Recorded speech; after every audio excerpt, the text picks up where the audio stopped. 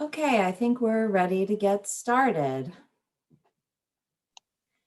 Hello, everyone, and welcome to our March Lunch and Learn Injustice in Chiapas, which will be led by Dr. David Bassano of our very own Brookdale Community College. My name is Sarah Brown, and I am the Executive Director of the Center for Holocaust, Human Rights, and Genocide Education at Brookdale Community College. And before I continue, I want to note that our center is housed on the occupied territory of the Lenape people. For those of you who are new to change, welcome. Our center has now worked for the past 42 years to promote the elimination of anti-Semitism, racism, and all forms of prejudice through innovative education about the Holocaust, other instances of genocide, and human rights. It has now been a year since we went virtual last March, and thanks to your support, our center has provided more than 45 public-facing programs that have now reached over 50,000 people across 6 continents, and dozens more programs for schools and various faith and interest-based groups. Please visit our website at www.change.org, that's change with 2 H's, to learn more about our available resources to support virtual learning and teaching. And also please mark your calendars. April is Genocide Awareness Month, and we have a full month of programming planned. On April 7th at 1 p.m., we will host Kwibuka 27, commemorating the genocide against the Tutsi in Rwanda, featuring Dr. Holly Naiseth Brown. On April 8th at 10 a.m., we will host our Yom HaShoah commemoration program featuring Deborah Dwork, Dr. Deborah Dwork, and a candle-lighting ceremony led by local survivors. And on April 22nd at 7 p.m., we will host our Armenian genocide commemoration featuring Judith Saryan. All of these programs will be streamed via Facebook Live, so you do not need to register. Simply navigate to our Facebook page and you will be able to view the program.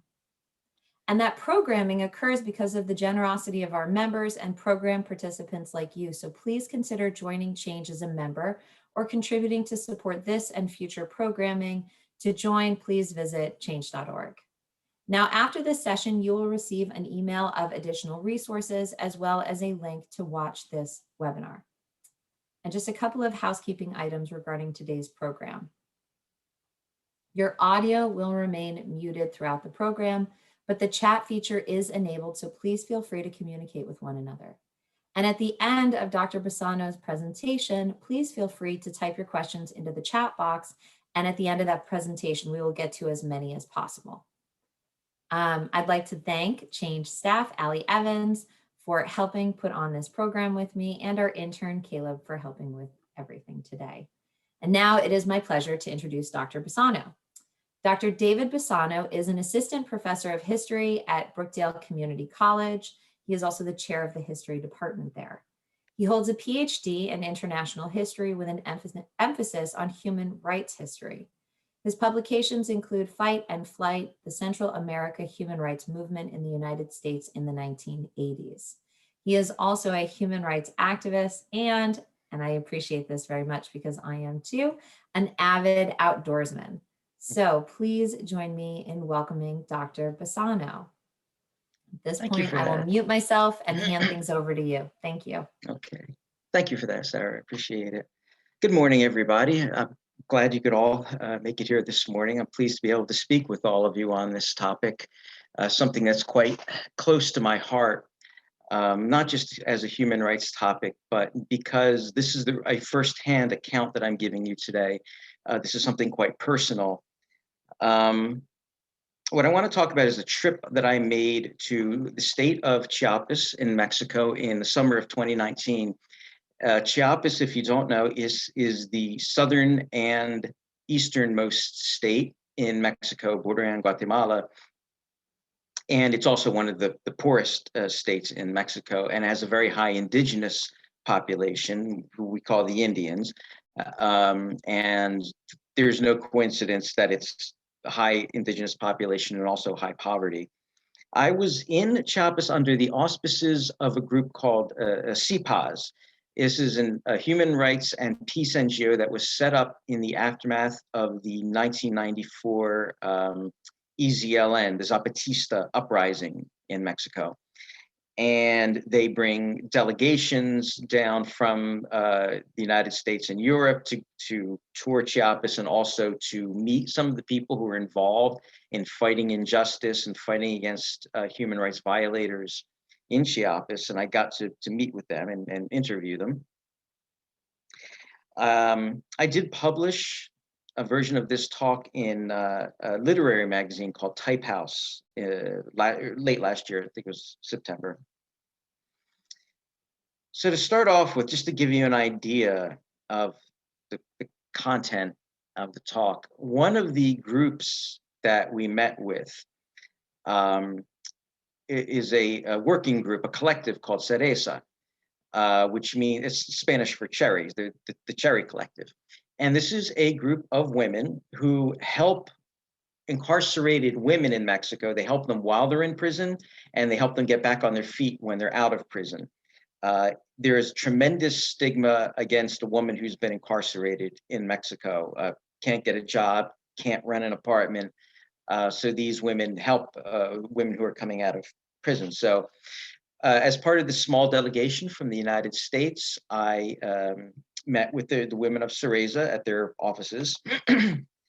And they were telling, one of them was telling me their story. One of them was formerly incarcerated, and she joined Cereza afterwards. And she was telling our group about her experiences in prison. Now, my Spanish is fair to middling. It's okay for traveling, right? I can find the bathroom in order in restaurants and get directions and everything. But for something really with technical language or more specialized language, I need a translator. Luckily, one of the young women in our delegation, she was a graduate student from Puerto Rico, and she was able to translate for me. And she's translating for me. I'm taking notes on what this woman is saying. And she's talking about what she suffered in prison, and it's talking about sexual abuse of women in prison. And I noticed as I was taking notes that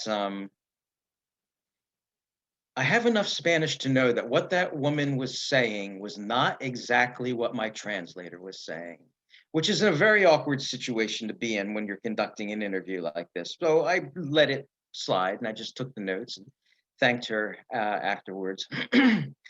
And after our group, we went out to have dinner in San Cristobal de las Casas, is a city in Chiapas that we were operating out of. And I bought the translator dinner because she volunteered to translate. Translating can be a very tedious job to do, just repeating over and over what everybody's saying. So I wanted to buy her dinner and thanks. And I asked her over dinner, I said, you didn't repeat word for word what she was saying, were you? And she said, I couldn't do it. I could not repeat the words that were coming out of her mouth. It was too terrible. I couldn't say it. I let her slide on that one, of course. But that's, I think, when it really hit me, just what I was dealing with, what the situation was down there in Mexico, and what the people are dealing with. And I promised everyone that I interviewed in Mexico that I would bring their stories out to the world and spread their story as far as I could. And this talk is part of that promise that I made to them. So I'm pleased everybody's come along to hear this story today.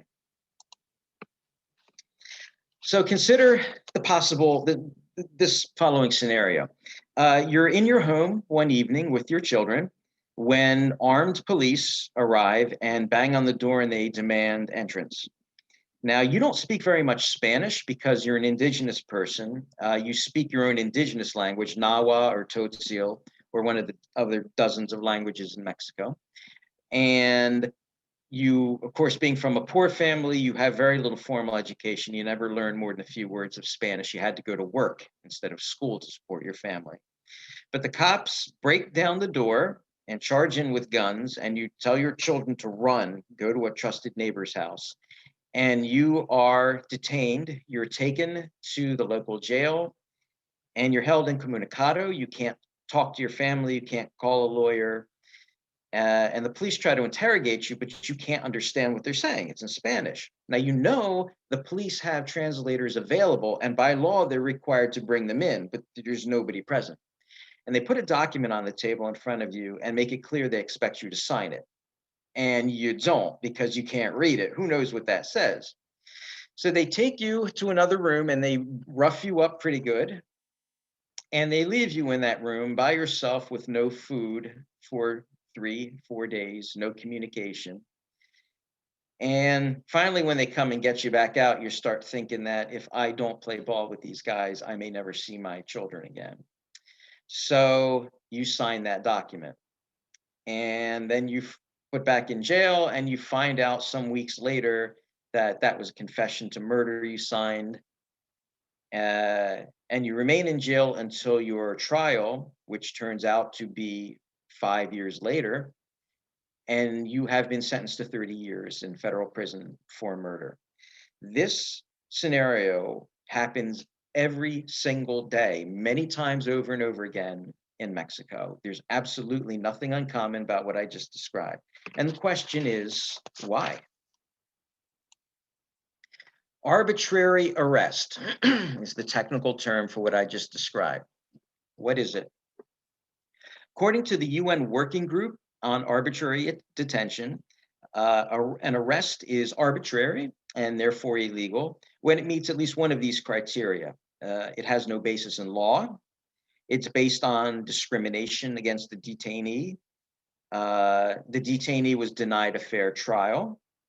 Someone is detained solely because of their migration status without the involvement of a judge, or someone is detained for the peaceful exercise of their human rights.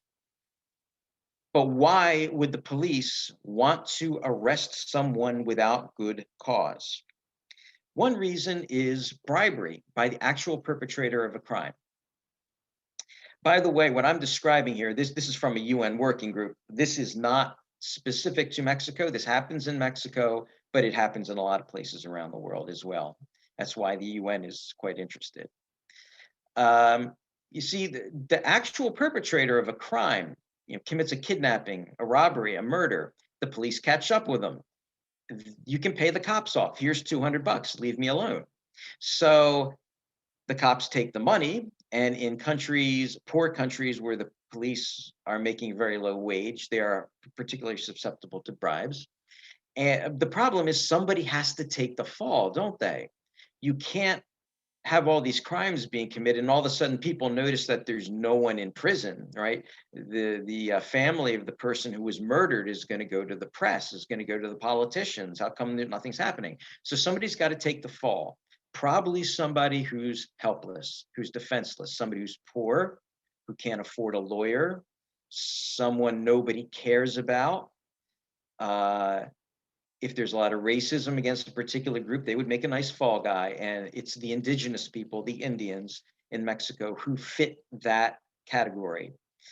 Oftentimes, they don't even speak Spanish or very little, so they make for easy targets. Another reason is extortion. You could have crooked cops, and there's enough of them in Mexico, who will simply try to extort people. Yeah, we're going to take you into prison on these trumped up charges. Give us all you've got, everything in your wallet right now, or else we'll take you in. It can be used to remove an enemy in a personal conflict. You can basically pay the cops to be sort of mercenaries to remove somebody that you don't like. Maybe you're involved, in a love triangle or something like that, or it's a business competitor, and you want that person gone.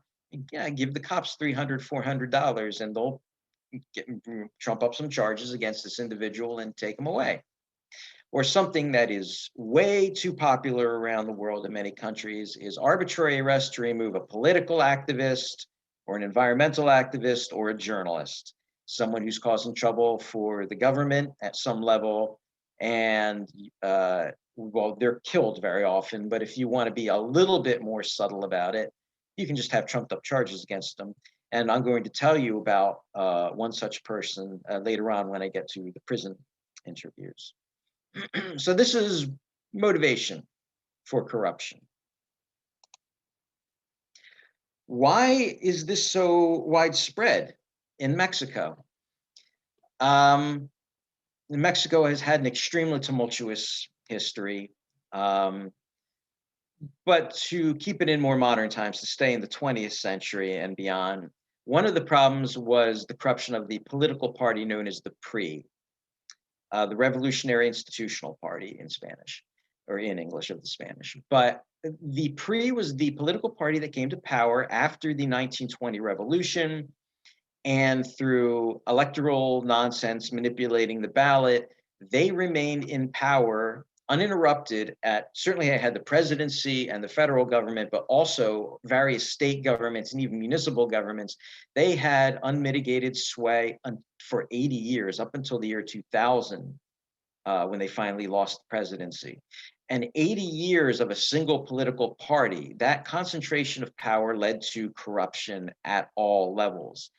They controlled the judges, they controlled all the politics, and so it was easy to be corrupt and have impunity over all this, and they sure did.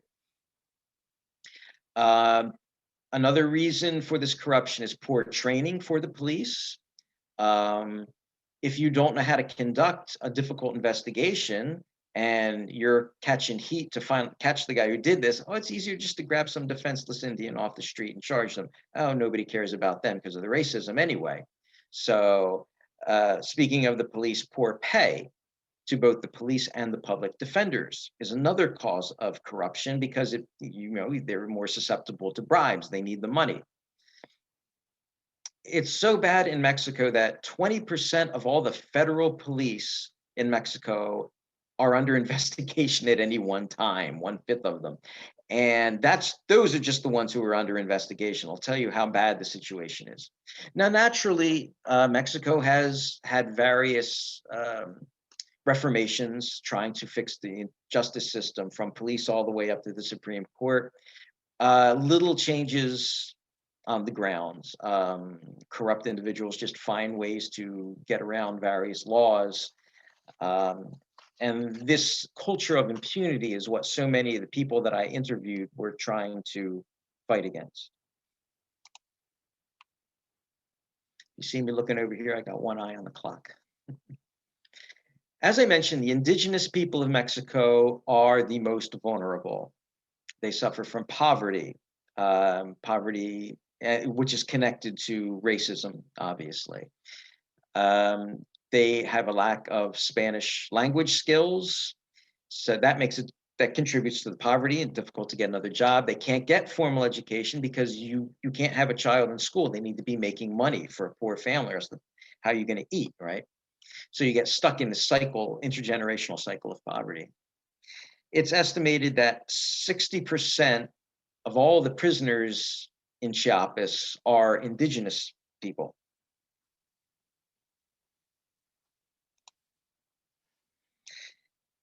Pretrial detention. This is when obviously you're kept in jail while you are awaiting your trial and your sentencing. Bail is available for nonviolent crimes in Mexico, but you grab somebody off the street who can't afford to pay bail. Furthermore, Article 19 of the Mexican Constitution requires pretrial detention for many offenses, including all those of a violent nature. This is an anti-drug cartel law, but it's applied to anybody. 41% of all Mexican prisoners are in pretrial detention. They're just sitting in there and waiting. This is approximately 100,000 people at any one time. And you're supposed to get a hearing before a judicial officer within 72 hours of your arrest, but that is completely disregarded. The delays are one thing. They're due to police need time to plant evidence, to doctor reports on all of these arbitrary arrests. Also, the system is just extremely inefficient. There aren't enough people.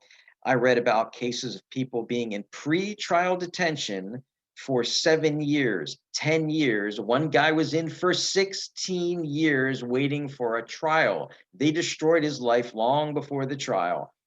And the judge kept scolding the guy because the guy kept trying to get himself a lawyer. And the judge said, "You're delaying all of this with your trying to get a pro bono lawyer. Just forget the lawyer," right? Well, then you know what's going to happen to the fellow after that. So this system is a disaster. It's very slow, as I mentioned. Some people remain in pretrial detention for years, to the point where pretrial detention often exceeds the length of the sentence that the judge gives you, and they just let you out after 15, 16 years, which destroys your life. People who go to jail in Mexico, they're poor, they are often abandoned by their families. The food in Mexican prisons is notoriously thin, the diet. Your family has to come and bring you food to survive.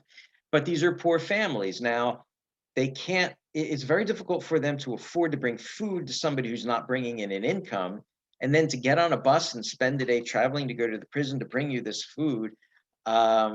Sometimes it's more than these overburdened people can bear, and so people end up being abandoned. Women in particular, because then there's the stigma attached to being a woman in a prison. Obviously, you lost your job. They destroy your life. You probably don't have money for bail, even if you were allowed to do it. You don't have money for a private lawyer. The public defenders are notoriously unreliable. They're badly paid. They are susceptible to corruption. Prosecuting attorney will often pay off the public defender and say, let's just forget, don't defend this guy, just forget it. And as I mentioned, there's a loss of income that comes from being detained for so long. You're basically rendered dead to society. And you really don't want to be in pretrial detention, or you don't want to be in a Mexican prison at all, as that first interview that I told you about reveals. There's a history of torture and pretrial detention in Mexico. It's in order to secure confessions from people. There are about 2,500 complaints per year against the Mexican justice system of torture in prison. Only about 1 in 20 of those complaints is investigated, and of those that are investigated, only 1% of the case are the investigations ever made public. This is to the point where 64% of all Mexicans reported in a recent poll, 64% said that they were afraid of torture by their own government. There's also abuse in the prison by guards or other inmates with the guards' approval. The guards actually run a protection racket in the prison, will protect you from the other inmates. You pay up. So it is a real dog-eat-dog system. It's an extremely bad place to be. Another problem, we're outside of the British common law system down there. They're using a very old system out of Spain. Criminal trials in Mexico don't have a jury. Well, then how's guilt and innocence determined? There's the judge, the prosecuting attorney, and the defense attorney. They go into a room together, and something happens, which no witnesses are allowed to see, and you're not allowed to see the transcript of what happened. So it's very open to corruption. Now, it's a lot harder to bribe, 12 people or an entire jury. But to bribe a prosecuting attorney or a defense attorney to do nothing, or to bribe a judge, is much, much easier, especially when you're talking about poor people. Who wants to stick up for them anyway? There's no money in it. So yeah, it's easy for this corruption to continue in Mexico. With all of that background said, let me tell you what I saw and heard when I was down there. This is CERS number 5. CERS in Spanish is the acronym for Center for Social Readaptation, which, considering what they do to people's lives, is a pretty dark joke. There are 10 such state prisons across Chiapas. This is a state-level prison. The white building in front is where you go in and they take your passport and, search you and everything before you go through a tunnel in the back beyond the wall and into the prison grounds. You see right here, it's a little tough to see. This is a sandbag position with a machine gun in it. It's a machine gun nest. It's facing outward. This prison was overrun by the Zapatistas in the 1994 revolt. They overran the prison and let all the prisoners out. So they got guns facing in all directions now. They don't know where the trouble's coming. But after surrendering our passports and everything in our pockets, we were allowed to enter. And I was introduced to a group of 10 men who had formed a collective to fight for their freedom. They were living in a little brick shack that kind of looked like a storage shed, didn't even have a door on it, just a bed sheet hanging over the doorway. No light inside. It was very dark. The floor was just mud. They had to put heavy blankets on the floor, and there were flies crawling all over us the whole time. So their situation is Spartan in the extreme. Nevertheless, when I got there, they made us cups of instant coffee because we were the guests. And they told us about what they were doing. They all claimed that they had been arrested and imprisoned arbitrarily, unjustly, and they were fighting for their rights to be released, actually to have their cases reviewed and for their release. They had been in prison, each of them between 8 and 20 years, serving sentences that ran between 15 and 29 years. They all claimed that they had been arrested specifically because they were indigenous. They have no money for a lawyer. And they said the real criminals are never in jail. Which, you know, if you met a group of 10 prisoners in jail who told you that, oh, no, we're not guilty, none of us here are guilty, you might think, yeah, sure. But after doing the research before this, I'm thinking, actually, yeah, you probably should not be here. The odds are actually in their favor.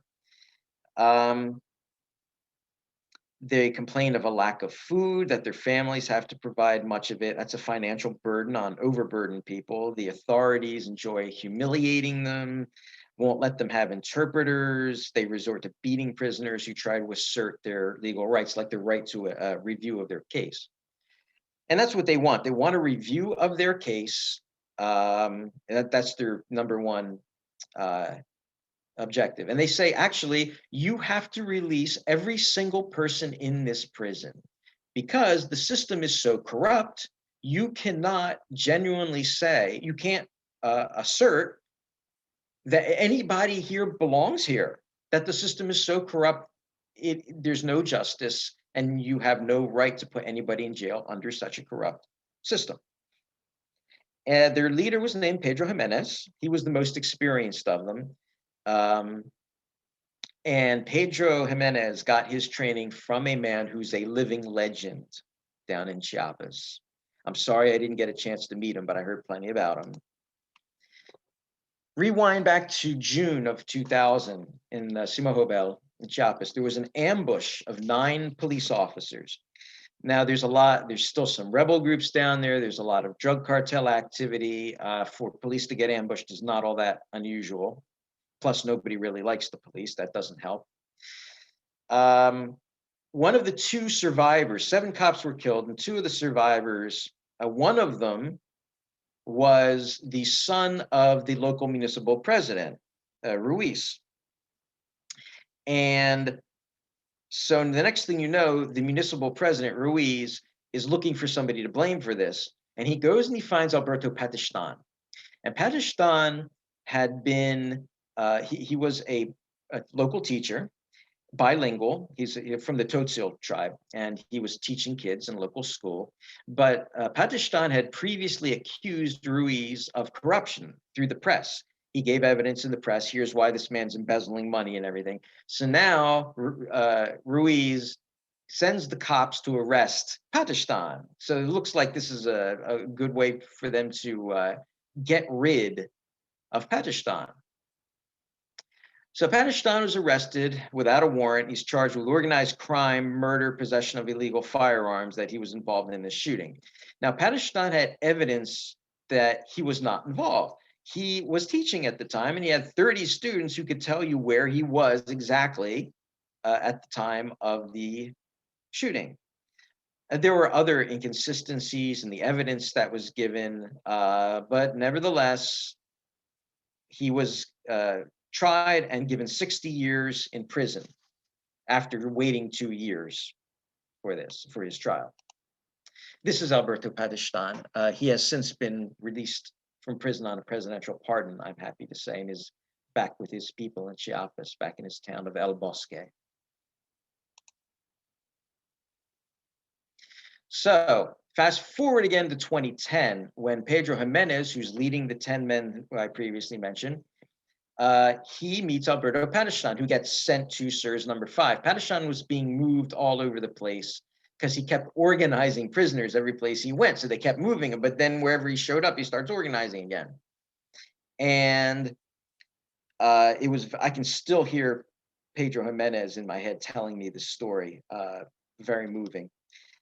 Jimenez, who didn't even speak Spanish at the time, he went up to Padistan, who was organizing people to protest, and he said, I don't even speak Spanish. I don't have any education. I don't know how I could help you. Should I get involved? And Padistan said, well, I can't tell you what to do. You decide. And Jimenez said, well, I'd like to help you whoever I can. And Padistan, he grabbed Jimenez and he said, now you look me in the eye and you tell me, did you do it? Are you guilty of what they accused you of? And Jimenez said, no, I didn't do it. And Padistan said, okay, then you can join, because this is only for the innocent. And he taught Jimenez how to speak Spanish, and they began to organize the prisoners, teaching them, here's why you're in prison, here's the corruption that's going on in this country. And so they had a group of dozens of men at one point in Cereza 5. This is before I showed up. 2011, Pedro Jimenez has his first experience in leadership. He leads 15 prisoners plus himself on a hunger strike. Padistan himself was not involved in this. He let these guys organize and run it themselves. Like, he was kind of watching from the side and guiding. This hunger strike, what they were demanding from the hunger strike was to have their cases reviewed, so that they could be released if they found inconsistencies. And the prison director doesn't want to do it, and went out to the media. That's why you have a hunger strike. It draws attention from the media. They don't want you, the prison director doesn't want you dying in the prison. It makes you a martyr, and then everybody starts asking questions, and the media's in on it. And it also, a hunger strike convinces people that you're serious. I don't know how many of you have ever gone 3-4 days without food. It's not fun. And you don't do that. You don't choose to do that unless you're serious about something and makes people take you seriously. These guys went 39 days without food. Finally, they had a judge review their case, and 15 out of the 16 prisoners were released. Oh, we're going to let you go. You shouldn't be in here. The only one they didn't let go was Pedro Jimenez, probably to retaliate against him. But think about this for a minute. They released 15 out of 16 prisoners, saying that, okay, you should never have been arrested in the first place. Your trial was incorrect. What does that say? Well, it says one of two things. Either the system that found you guys guilty is virtually 100% corrupt. How could you screw up 15 out of 16 sentences? Or you're releasing these people who you really think are violent criminals. You're releasing them back into society simply because this attention from the press is being a hassle to you, which is also not justice. So which is it? Either way you cut it, the system is corrupt. Jimenez told me that he has since suffered a lot of retaliation from the government. He and his men have been, they've withheld medical treatment from the men who needed it. They tried dispersing prisoners to other locations. This is a typical thing with prison groups. You try to break them up by splitting everybody into different prisons. But all they did was spread the seed, because the men who were sent to different prisons started groups in those different prisons. Padistan himself was finally released on a presidential pardon in 2013. I was told that the prison directors are constantly trying to break up and intimidate the group. They tried to have other prisoners go in and start fights with them to provoke them into fights that, then the government can say, oh, you see, these guys are violent. They try to play this game with them. And in December of 2017, Jimenez publicly denounced the director of the prison for all the various corruption that is going on in the prison, sending these rats into the group to try to break them up. And when it hit the press, then the director was removed, and they brought in a new director who was a woman, which is very unusual to have a female prison director in Mexico. But when this new director came in, she immediately sent Jimenez 1,000 miles away to a different prison in Sinaloa, and did that to make it so his family couldn't visit him. It's a torture to him. And so the groups that are involved in prison justice, like No Estamos Todos and these other NGOs and working groups on the outside, this is how the prison groups survive. They have help from the outside who get the money and food, and they connect them with lawyers who are willing to work pro bono. If you ever find yourself in a situation where you're fighting for your rights against corruption, rule number one, never fight alone. You will lose. You have to connect with other people. And there are many other activists out there, no matter what the situation is. So that's the first thing you do, is connect with others. And they get help from the outside. That's how the press knows about the situation. So when Jimenez is sent to this prison, he's met by the prison director there, says, "Oh, I've heard about you. You're the little lawyer." And they take him to another room and they box his ears. This is a torture where you smack your hands against somebody's ears as hard as you can. And what it does is it compacts the air. You get air compression in the ear canal, which is extremely painful and can break the eardrum if it's done hard enough. But torturers like it because it doesn't leave any marks on the body. There's no evidence of torture. So they roughed them up. And finally, the lawyers coming from No Estamos Todos, the group name means we're not all here, referring to the people in prison. They get Jimenez returned, and he gets back, and the new prison director in Cereza 5, the woman who sent him away, she said, "Oh yeah," she said, "you know who's famous here? You're famous. But you see, I'm not corrupt. I don't have any corruption here at this prison. Isn't that true?" Now, Jimenez saw that this is a threat, an implicit threat, because if he doesn't agree with her that there's no corruption at this prison under her tutelage, things could go badly for him. But instead, he says, I'm laughing because I can still see him standing in front of me telling me this story. He says, "Well, actually, I just got here, so no, I don't know how you run things in here." Solitary confinement. And they left him in solitary to rot until the lawyers got on that again and got him out. And this was where the situation stood when I showed up for the interview. They told me that they're not afraid, they're not discouraged. They're going to continue to fight for their release until it actually works. We were, yes, these are the working groups. I think we can post these in the chat afterward. No Estados Tomos, No Todos Estamos, Voice of Amate and Voice of Cianos are two other prison groups in different SIRS prisons around Chiapas. And they are all connected with each other. You know, they move the prisoners around, so and they find other prisoners who are already in groups, and they get there. This was a protest to free Alberto Patistan outside of SIRS 5. I also met 4 men who were conducting a hunger strike. They were, the name of their group was Voices in Resistance. Originally, they started with 7 men in March of 2019. It was 100, let me get the number right. Yes, 114 days of hunger strike when I met them. They were living in a tent, a handmade tent that they built on the lawn next to the medical building in the prison on the grounds. They were in such bad physical shape, they needed to be real close to emergency services, but they didn't like being in the medical center because they had to be shackled to the bed all the time. So they lived in this tent that they'd made right next door, and they were sleeping on blankets, and they were all huddled up in blankets because hunger gives you chills. It makes you feel cold, messes with your electrolytes. They were surviving on water and honey, and our group bought them containers of honey. Just to show everybody, we're not exactly neutral in this. And they told us that there had been arrest, the arbitrary arrest, the same kind of story the guys from Jimenez's group told us. Corruption in their sentencing. They had been sentenced, each one of them, to 25 years in prison on trumped up charges.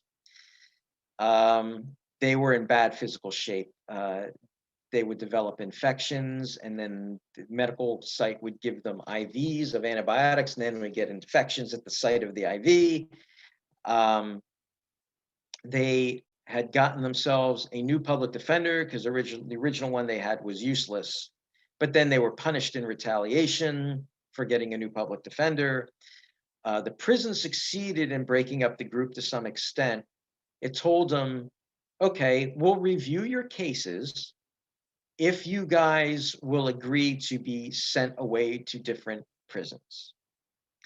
And 3 of the 7 took the deal and were moved out to different prisons. I don't know if they got their freedom. So I was talking to the 4 who remained when they were there. And we had to stop the interview because one of the local politicians had come to visit to ask them to stop their hunger strike because it was making them look bad in the press. And it was clear that these guys were going to deny said request. If somebody comes and asks you to stop, that just encourages them. Oh, well, it must be doing some good, huh? This is one of their flyers. This is on the website of No Todos Asamos. I don't know if you can see it. No more bars until everyone is free. As you can see, their defiant spirit remains unbroken. Yes, they're a little bit irritated at having their lives stolen from them. The 4 men that I met, and they post statements online what their beliefs are, their manifesto. And by the way, before I go on to the Cereza Collective, one more thing. These guys are still in prison. What happened was, and this is incredible, they actually agreed to review their cases. And the judge who reviewed their cases extended their sentences further another 25 years. He doubled their sentences on review. And they released a statement that said the reason for this was the judge demanded a bribe and we didn't pay it. Said the original reason we got tossed in jail for 25 years is because we didn't bribe the original judge. Now this new judge tried to do the same thing. We refused to pay the bribe, which is they all stick together on this. They all refuse to do anything illegal, no bribes. And the judge slapped another 25 years on them. So now they each have 50 years in prison, which of course they're appealing. They had to stop the hunger strike because they could die at any moment.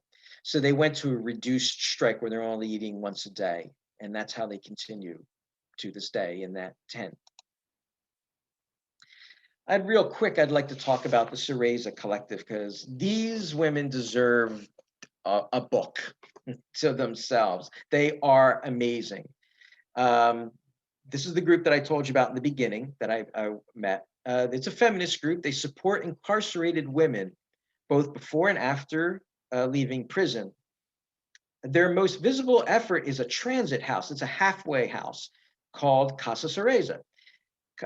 So women who come out of prison have a place to stay when they get out of prison. They've often been abandoned by their families.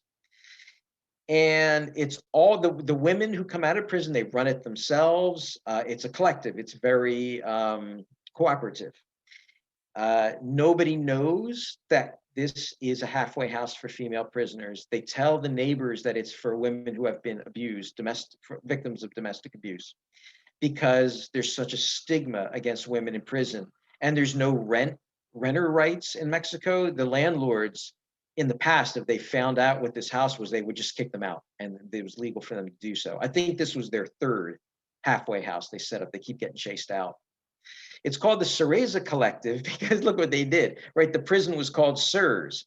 So they feminized the acronym by putting an A at the end, and which instead I call it Cereza, cherry in Spanish. Very clever. So the collective, it's self-organizing. It's not top-down. They asked the women, what do you want? And they said, well, we need a halfway house. We need a job. And so that's what they did. At the time, there were, or the households, 5 people. They had one that held 14. They got run out of that one. There were 4 women living there.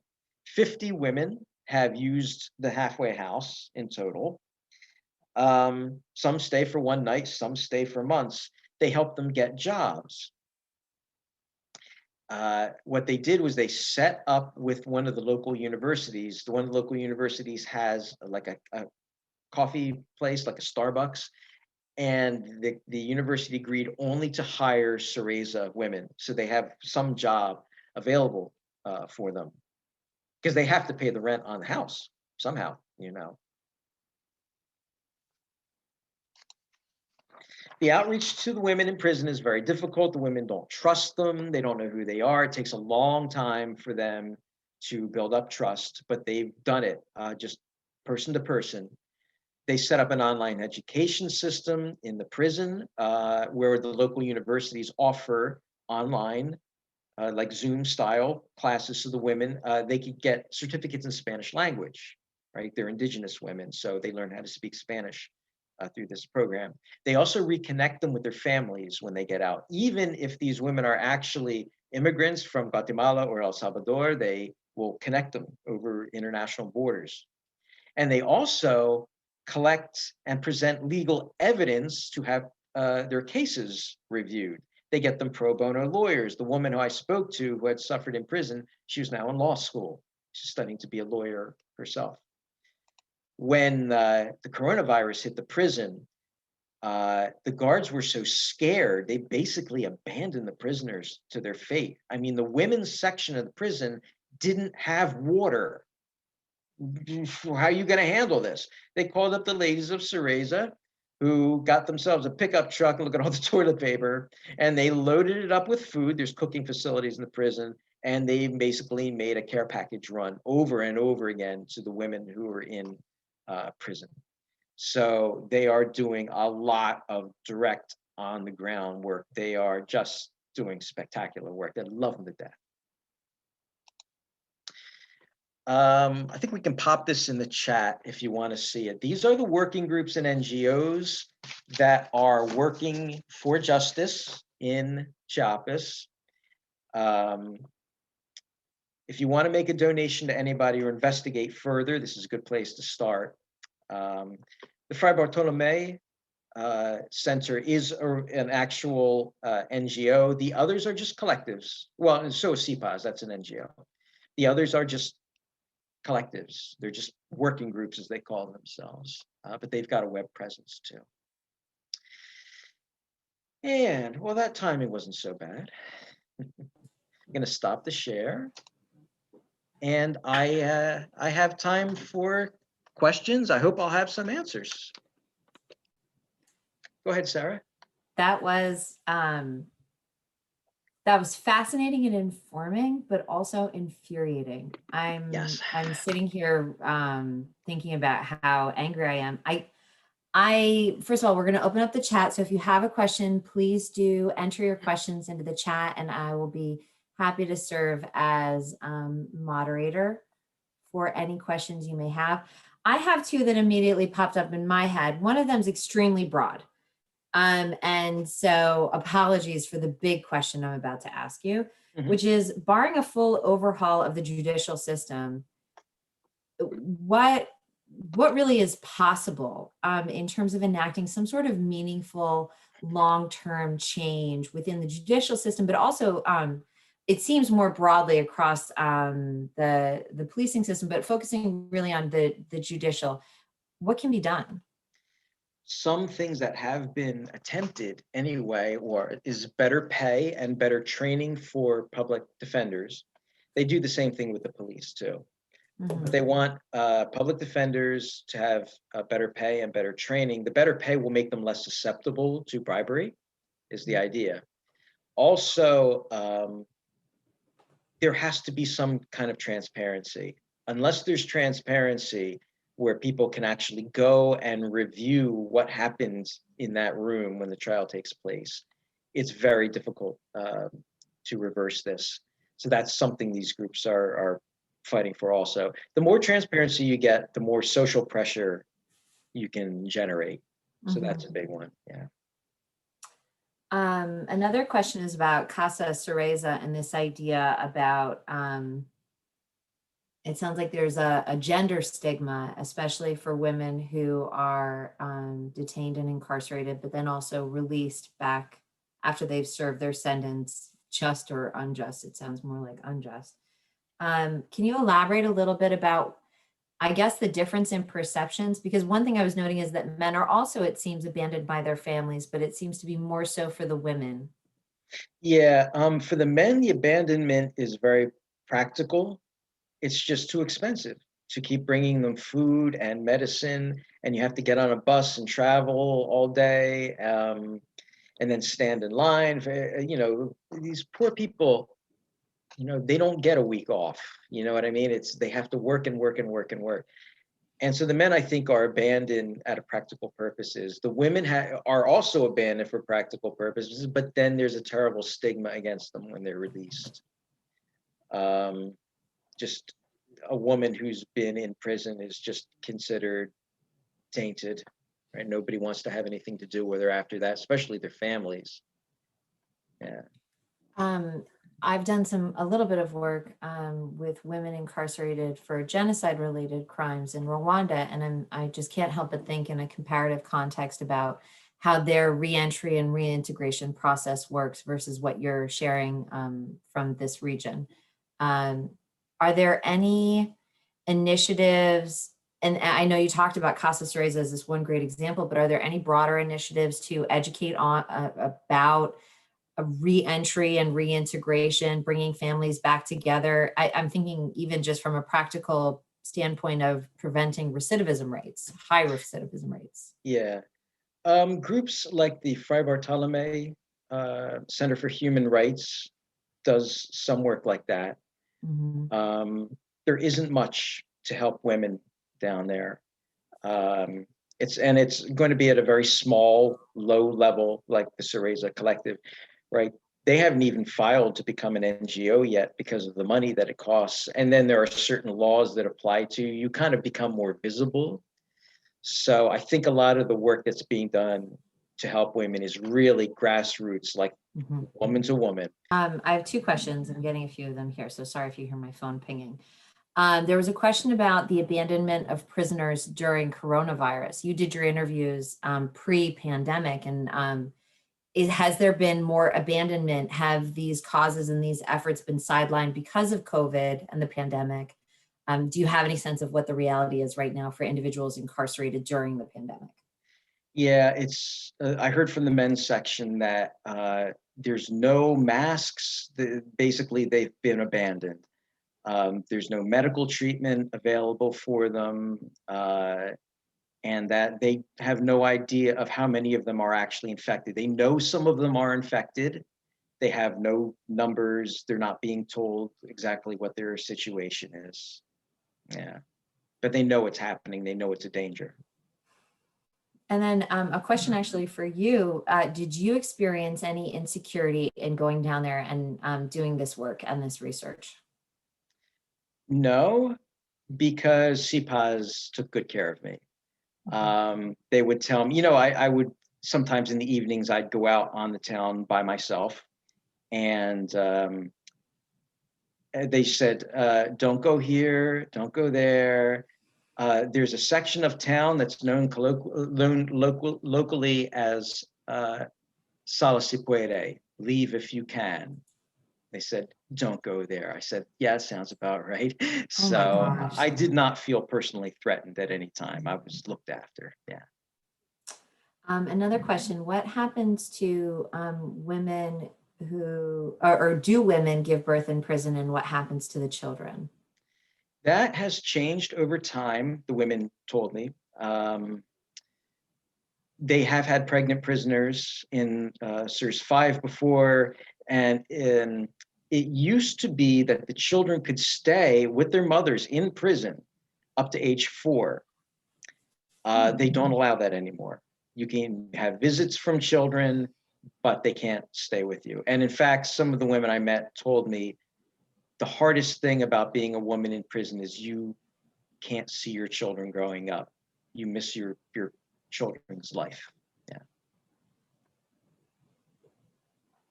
Wow.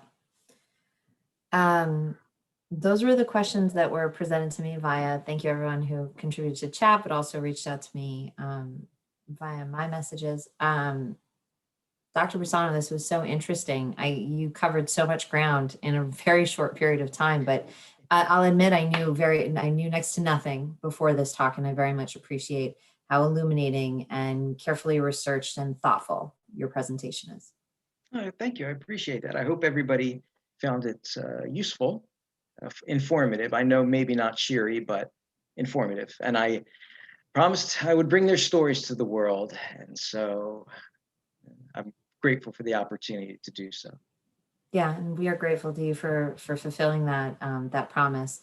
We will be putting a copy of this talk as well on our YouTube channel for further teaching and viewing and learning. And we will also be sending out an email with additional resources along with a copy of this recording of this talk. So hopefully that ripple effect will continue. All right, very good. Thank you so much. Thank you everyone for joining us today. Thank you, Dr. Bassano. We do not have a lunch and learn scheduled for April because we have so many commemorative programs that are coming up, but please do mark your calendars. Again, April 7th will be Kwibuka 27. That's at 1 p.m. Yom HaShoah commemoration is on April 8th. That will be at 10 a.m. And then our Armenian Genocide Remembrance program will be on April 22nd in the evening at 7 p.m. Thank you, everyone. Take care, stay well, and we'll see you soon. Thank you. Have a good day, everybody.